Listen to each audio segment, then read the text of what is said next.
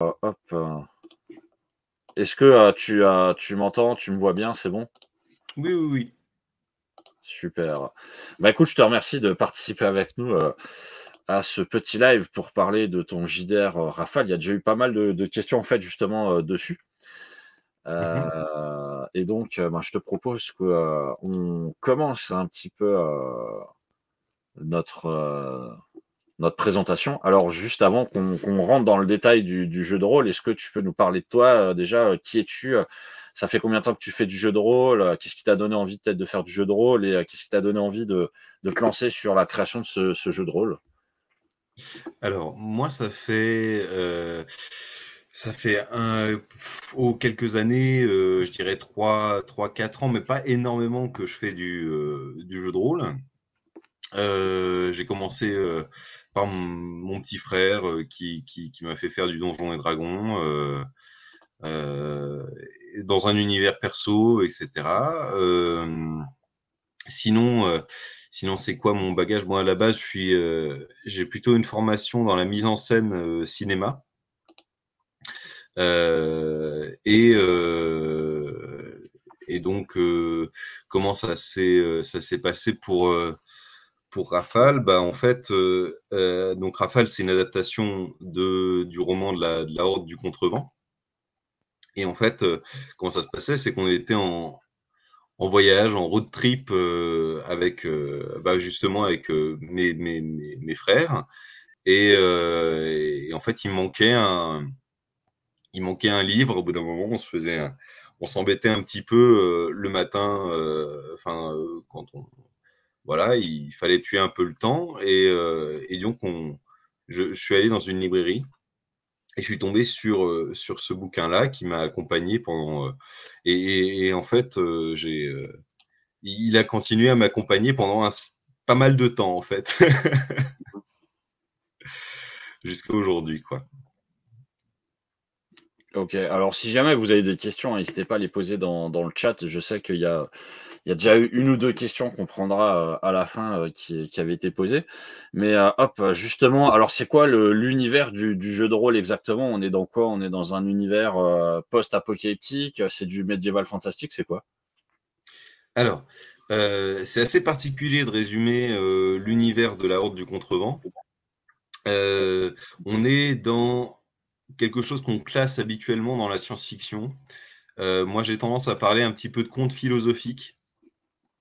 Euh, ce qu'il faut savoir, ce qu'il faut comprendre, c'est qu'en fait, on est sur une planète qui est faite de glace, quasi entièrement. Il y a juste une bande de terre. Et de cette bande de terre, du nord vers le sud, il y a le vent qui souffle. Un vent extrêmement puissant, destructeur, d'ailleurs, qui n'est pas que destructeur, mais qui amène la vie aussi, mais bref, c'est autre chose. Euh, et, euh, et donc, en fait, au sud de cette bande, vit l'humanité, là où le vent est le moins fort. Et, euh, et en fait, le principe de l'univers, c'est qu'une fois par génération, on envoie un groupe surentraîné, un groupe d'élite, qui est chargé de remonter à pied cette bande de terre pour retrouver l'origine du vent. Euh, et donc pour ça, on retrouve, enfin, il y a énormément d'exploration, de découverte d'éléments naturels, mais il y a aussi des gens qui sont installés, ce qu'on appelle les abrités. Les abrités qui sont des gens qu'on retrouve sur le chemin, qui habitent le long de cette bande de terre. Il y a plein de peuples et de cités sur lesquelles on peut tomber aussi. Et il y a quelque chose sur lequel je veux appuyer aussi, c'est euh, pour ceux et celles qui ont déjà lu le roman, en fait, ce n'est pas exactement le même univers. Euh, c'est un univers qui est généré aléatoirement. Il y a, on aura le temps de revenir dessus, mais en fait, c'est librement inspiré des thématiques et la manière, etc. Tout ressemble énormément à l'univers, mais ne vous attendez pas à retrouver exactement les mêmes cités, exactement les mêmes personnages. parce que de toute façon, l'intérêt n'est pas là. L'intérêt n'est pas d'explorer exactement le même univers que celui du roman, mais d'avoir quelque chose d'un peu, comment dire, d'un peu différent, quoi. Pas de retrouver, pas simplement de resuivre la trace. En l'occurrence, dans le roman, c'est la 34e Horde. Et voilà, une fois qu'on a lu le roman, on sait ce qui se passe, on sait ce qui s'y trouve, et il n'y a pas d'intérêt à retracer exactement la même chose, quoi. Alors, au niveau du jeu en lui-même, c'est quoi le système de jeu qu'on retrouve? C'est du D20, du D10? Comment ça fonctionne? Alors, c'est du D6. C'est du D6. C'est un système un petit peu même très fortement inspiré de Quietus. Est-ce que tu connais un petit peu Quietus? Alors non, celui-là, je crois pas que je connaisse. D'accord. Quietus, c'est du Forge in the Dark, ou alors je me trompe, mais c'est comment dire, un système où il y a je juste me prendre des notes, je le connais, mais c'est pour expliquer. Il y a 3 niveaux de difficulté. Mmh. Il y a 3 niveaux de difficulté. Il y a un lancer difficile, un lancer dangereux et un lancer sacrificiel. Le principe, ça va être à chaque fois sur son dé de faire 6, 6 étant une réussite parfaite, sans inconvénient, sans rien, etc. Si on fait 4 ou 5, là, on a une réussite mitigée, dégradée, si on veut. L'idée étant que sur 1 à 3, on a un échec. Donc, de chantier, quoi qu'il arrive, avec la possibilité de faire une réussite parfaite à 6. Je sais pas si tu me suis. Mmh. Ouais, Et donc, il y a différents niveaux de difficulté de jet, dangereux, enfin difficile, dangereux et sacrificiel. Tout ça amène des conséquences différentes par rapport à un système de points de vie généraux, en fait. mmh. Parce que, en fait, dans ce système-là, par exemple, il va y avoir une grande différence avec la majorité des systèmes, je dirais. C'est que la fiche de personnage est collective. On a une fiche pour la horde, pour le personnage, pour le groupe de joueurs. Et en fait, c'est de là que on va retirer les points de vie. Mmh. Points de vie qui vont être répertoriés selon 3 catégories. Il va y avoir les points par exemple, de cohésion, les points de connaissance, etc., etc. Tout ça, ça va être retiré au fur et à mesure selon les échecs à des lancers. Et donc, on est sur un système qui, globalement, est un play, un die and retry, un play to die. Mmh. C'est-à-dire que, en gros, on est sur quelque chose qui va nécessairement diminuer. On part avec un pool de points de vie qui est déterminé à la base. Et du coup, l'idée, ça va être d'avancer au fur et à mesure, au maximum. C'est un jeu d'épuisement, en fait. Voilà. Si tu as des questions, n'hésite pas, je Ouais, ouais. peux, je peux développer. C'est juste pour bien comprendre, on n'est pas comme dans, un JDR un peu plus classique où tu vas, subir des dégâts, par exemple, après tu peux te soigner. Là, on est plus sur, quelque chose où tu récupères pas de points de vie, c'est ça? C'est ça. Et il y a aussi autre chose, c'est que, point de vue, comment dire? Les joueurs et joueuses ont par contre une certaine notion d'individualité dans les dégâts. C'est-à-dire que, par exemple, un personnage qui aurait subi, je sais pas moi, qui se serait battu, Mmh. et qui aurait perdu, j'en sais rien, moi, il aurait un gros échec et il aurait perdu un bras. Et ben ça, c'est notifié dans un système de conséquences négatives. Et en fait, au partir d'un certain nombre de conséquences, on considère le personnage perdu. Mmh. Voilà. Avec la possibilité de le remplacer, etc., en cours de voyage et compagnie. Mmh. Alors justement, là, tu parles des personnages, mais c'est Oui. quoi les personnages qu'on peut, incarner? Est-ce que, il y a que des humains ou est-ce que, c'est un monde dans lequel, bon, je vais dire une bêtise, hein, mais on peut quand même trouver des elfes ou, est-ce qu'il y a d'autres types de créatures ou est-ce que c'est que des humains? C'est purement des humains. Mmh. Purement des humains.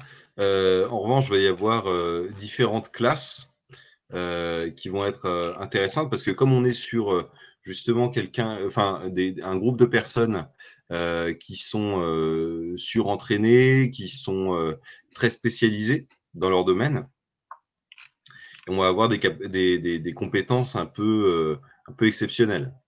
Par exemple, je vais prendre l'aéromètre. L'aéromètre, il va être capable, par exemple, va être la seule personne capable de déterminer. Donc, on rappelle, on est sur un univers où le vent est quasiment maître de tout. Mmh. Va être capable de prédire la prochaine rafale, par exemple. Mmh. Le géomètre qui va être capable de déterminer si un sol est praticable ou pas, etc. Enfin, ce genre de choses qui finalement, là, comme ça, peuvent être, euh, comment dire, très terre à terre. Mais en fait, enfin, ce sont les seuls capables de faire ça et de le faire à un niveau qui est plus ou moins surhumain, quoi. Enfin, ce sont des gens qui sont capables de trucs. Ce sont des gens surentraînés, Mmh. très spécialisés. Mmh. Alors ils sont très spécialisés, dans leur métier ou est-ce qu'ils sont aussi très spécialisés en combat? Est-ce qu'il y a des combats, possibles avec les personnages ou pas? Alors, oui, les combats sont possibles. Ce sont pas le cœur c'est pas le cœur du jeu. Mais il y a effectivement une classe qui s'appelle le pilier, qui permet qui est la classe armée en fait, euh, qui est la personne qui gère plus ou moins tout ce qui va être affrontement physique. Mmh. Autrement, c'est tout à fait possible de se battre. C'est juste que ça va être, ça va être des gens qui sont pas faits pour ça. Mmh. OK. Voilà. Avec tout Alors le système de conséquences négatives, etc., qui va avec. alors pour l'instant le jeu est encore en développement, mais juste au niveau, scénario et campagne, sans forcément rentrer dans le détail, c'est quoi un petit peu peut-être le scénario débutant? C'est quoi un peu le pitch, du des 1ers scénarios qui peuvent être joués? Alors, globalement, il va y avoir, 2 types de scénarios. Va y avoir un mode, campagne et un mode, one shot. Mmh. À chaque fois, ce sera, plus ou moins de l'aléatoire.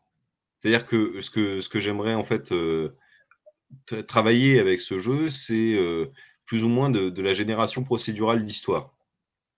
Donc, c'est un jeu qui, d'un point de vue MJ, va être assez exigeant, parce que finalement, on va se retrouver avec quelques mots, une expression ou quelque chose comme ça pour décrire une histoire, une situation, un problème, quelque chose de très rapide. Et il va falloir broder et inventer par-dessus. Du coup, qu'est-ce que je veux dire? Au niveau des campagnes, par exemple, si admettons qu'on veuille jouer une campagne, Mmh. et ben, on va jouer, par exemple, la première horde, qui va partir, de la première cité, la cité qui est tout au sud. de la bande de terre, qui s'appelle Aberlas d'ailleurs. Voilà. Et en partant d'Aberlas, on va explorer d'hexagone en hexagone sur un système de cartes hexagonales des situations qui vont à chaque fois être générées aléatoirement, avec l'idée que chaque fois qu'on avance, on doit noter, par exemple, ce qui se passe dans le carnet de voyage, de contre, sans quoi ça va être perdu, parce qu'il y a un système de génération. Admettons que, par exemple, la horde meurt en chemin, du fait de trop d'échecs, trop de... Enfin, c'est trop difficile. On se retrouve, par exemple, il se trouve pris par un groupe de pirates, je ne sais pas, etc.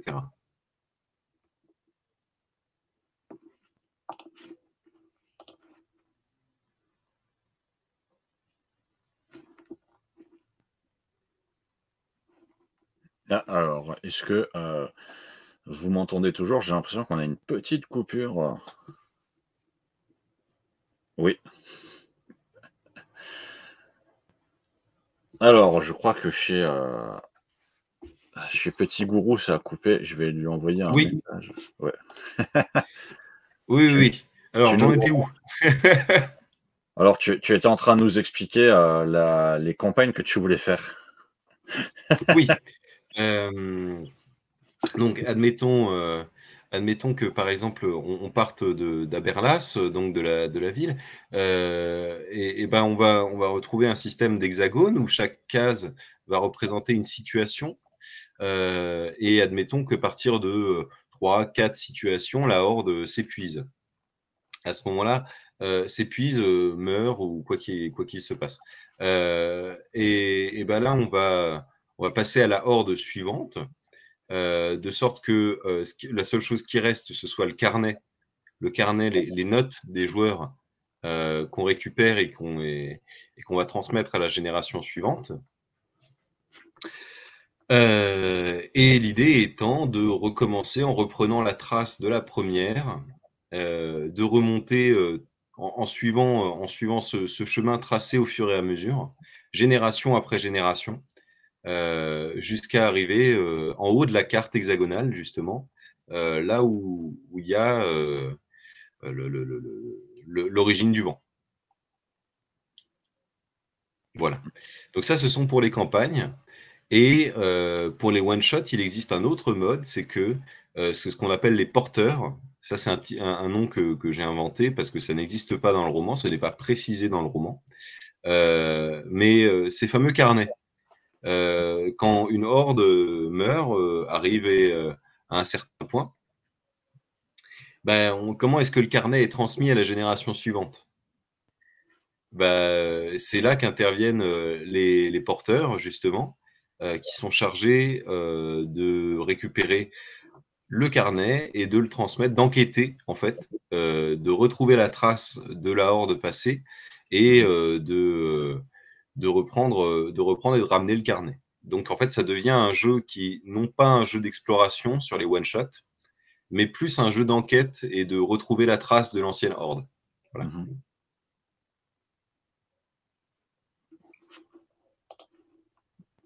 Ben, super. Alors, justement, pour les MJ qui aimeraient se lancer sur ce jeu de rôle, est-ce que tu as des conseils pour prendre en main le jeu de rôle? Alors, il y aura énormément de conseils à l'intérieur du bouquin, mais je pense que l'un des principaux que je pourrais donner, c'est de se faire confiance et même il peut y avoir l'impression qu'on manque d'informations, je veux dire que c'est un univers qui est facilement résumable, parce que là, enfin, là, en vérité, sur ce que j'ai dit, il y a peu de choses. Il y a peu de choses qui résument le lore, hein. C'est assez rapide, hein. Je pense que en 5 pages, on a résumé le lore. Euh, mais c'est de se faire confiance sur la capacité d'improvisation parce que ça va beaucoup tourner autour de ça, malheureusement. Parce que, mais c'est aussi un jeu, ça fait partie ça fait partie du plaisir aussi de pouvoir avoir quelque chose qui soit personnalisé et qui réponde, réponde à tout ce qu'a pu créer les joueurs. Parce que je vais reprendre juste pour l'explication un tout petit peu. Sur une carte hexagonale, admettons, sur la carte hexagonale, admettons que on soit la deuxième horde. On repasse par le même lieu où est passée la première. Et donc les conséquences du passage existent, si on veut. Il y a des conséquences au passage de la première. Admettons qu'il y ait un village qui était en train de mourir de soif, de récolte ou je ne sais pas. C'est tout à fait possible que la Horde ait décidé d'aider et que du coup ce soit un village qui aujourd'hui soit florissant ou je ne sais pas, etc. et qui se souviennent, qui a un très bon souvenir des Hordes. C'est ce qui fait que en fait, tout le jeu va être un jeu de rebond par rapport aux conséquences possibles du passage des Hordes. Pour ça qu'on ne peut pas vraiment écrire de scénario. Parce que finalement, tout va dépendre des conséquences génération après génération.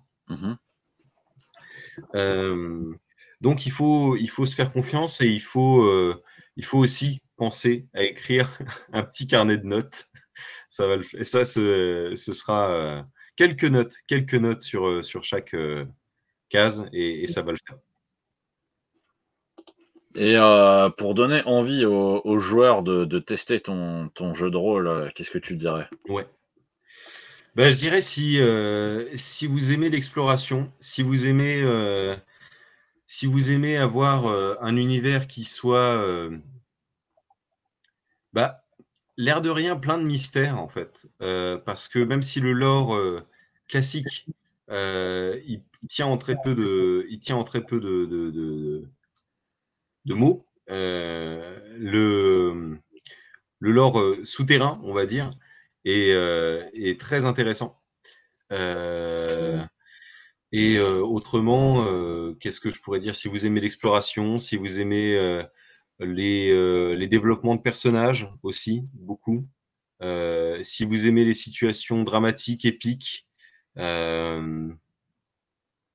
et aussi jouer un groupe, c'est quand même un détail important. Si vous préférez quand il y a de la solidarité et vraiment un esprit de groupe à l'intérieur d'une partie de jeu de rôle et pas jouer simplement son personnage dans son coin qui va partir se séparer et être capable de faire des choses seul. Là, on est dans un jeu de rôle où faire des choses seul, c'est juste pas imaginable en fait. Voilà. Bon, ce sera faire des choses seul, c'est pas imaginable. Ok, alors je te propose qu'on passe à la partie questions-réponses. Alors on a